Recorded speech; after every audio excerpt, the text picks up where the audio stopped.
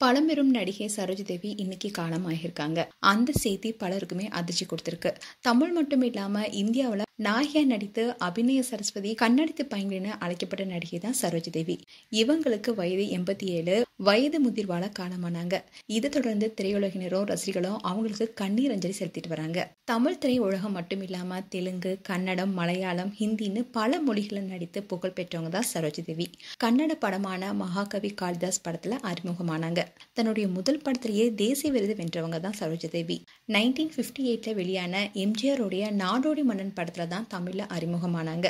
ஸ்ரீதருடைய கல்யாண பரிசு அவங்களுக்கு மிகப்பெரிய பெயரை பெற்றுக் கொடுத்துச்சு. புரட்சி தலைவர் எம்ஜிஆர் கூட மட்டுமே 26 படங்கள்லயும், சிவாஜி கணேசனுடன் 22 படங்களையும் அவங்க நடிச்சிருக்காங்க. எம்ஜிஆர், சிவாஜி, ஜெமினி கணேசன் பல முன்னணிகளுடன் நடித்திருக்காங்க. குறிப்பா அன்பே வா, ஆலயமணி, கல்யாண பரிசு, எங்க வீட்டு பிள்ளைன்னு சரோஜாதேவி நடித்த எல்லா படங்களுமே பட்டி தொட்டி எங்குமே பிரபலமானுச்சு.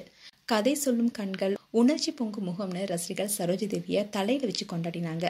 ஒரே நேரத்துல 30 படங்கள் நடிச்சவங்க தான் சரோஜாதேவி. ஒரு நாளைக்கு 18 மணி நேரம் நடித்தேன்னு சொல்லியிருக்காங்க. தமிழ் கன்னட திரையுலகில் முதல் பெண் சூப்பர் ஸ்டார்னு பெருமை பெற்றவங்க. நடிகை சரோஜாதேவி இந்திய அரசின் பத்மஸ்ரீ, பத்மபூஷன், வாழ்நாள் சாதனையாளர் விருது உள்ளிட்ட பல்வேறு மத்திய அரசுடைய விருதுகளையும் மாநில அரசுடைய விருதுகளையும் அள்ளி குவிச்சிருக்காங்க.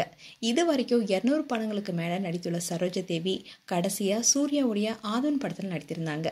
60 ஆண்டுகளுக்கு மேல தமிழ், கன்னடம், தெலுங்கு, மலையாளம், ஹிந்தின்னு பல படங்கள் நடித்த அவங்க பெங்களூர்ல குடும்பத்துடன் வசிச்சுட்டு வந்தாங்க.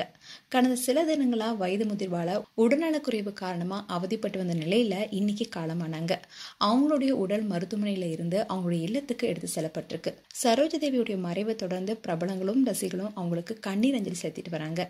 மேலும் சரோஜாதேவி குறித்து உங்களுடைய கருத்துக்களை கமெண்ட் செக்ஷன் சொல்லுங்க. இது போன்ற வீடியோஸை பார்க்க நியூஸ் தமிழ் கிட்ஸ் சேனலை சப்ஸ்கிரைப் பண்ணுங்க. மறக்காம நோட்டிபிகேஷன் பட்டனை கிளிக் பண்ணுங்க.